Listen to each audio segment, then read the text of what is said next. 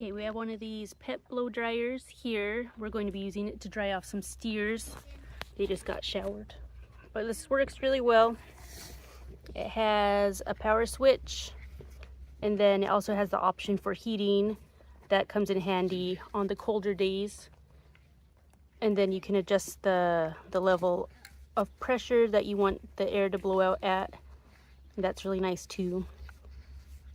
So it comes with a hose and then a few different types of attachments depending on your preference. We've been using this one for the kids' 4-H show steers for the past few years, and it's held up really well for us.